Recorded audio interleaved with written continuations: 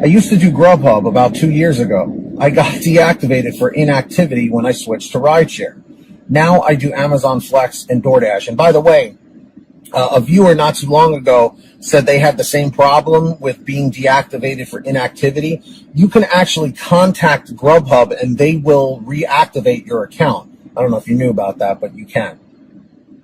All this week, I've had random orders that seemed like decent tipped orders. Upon delivery, they were just really high base pay. This is one of the last ones I got and finally said I'm going to start taking screenshots of them because it seemed weird. This order in particular was from Advanced Auto Parts. The others were regular food orders, but similar in their percentage, not the number. Like a $10.75 payout with a $3 peak and a $7.75 base pay going 4.8 miles. I also have had orders with $6 or $7 base pay with peak pay with tip. So, in case you think that this might be a sham, check this out. Here is the actual screenshot right here that they provided. So it says delivery complete, right? It says you're out of your delivery zone and all that, but that part's irrelevant. Pay, base pay. You ready for this? $20.75. Base pay. And then they got paid the $2 for peak pay, a total of $22.75. Check this out. I myself have not seen that before. Look at that. Right there. You guys see that? So, I have questions here, okay?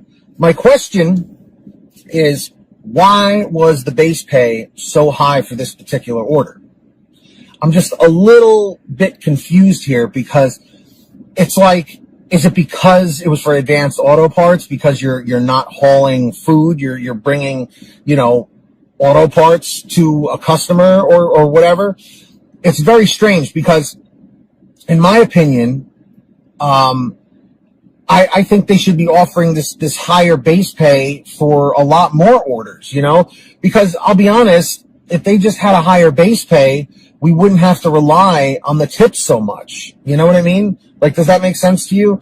Because think about it. We are, DoorDash is banking on the fact that, well, let's try and pay the drivers or the dashers as low as possible and try and foot the cost over to the customer. But we know the customers can't be relied on because, it's a 50-50 shot that you're going to get a tip or get a good tip or get a tip at all, because it really seems like, I would say, 30 to 40% of the DoorDash orders are like no tip orders that are just $3 payouts.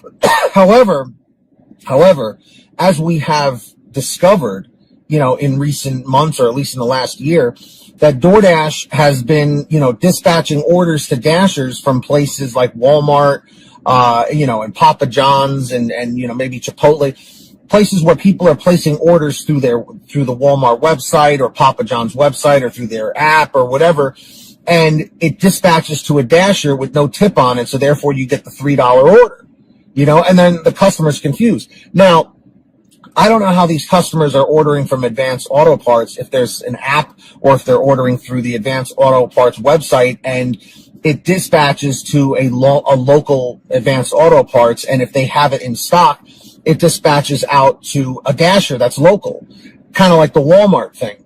But if that's the case, right, and they're offering a $20.75 base pay, then why can't they do that for other orders too?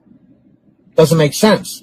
Unless maybe the customer's paying, maybe like that's what the customer paid for shipping and they're just adding it on to the base pay for the driver. Could be.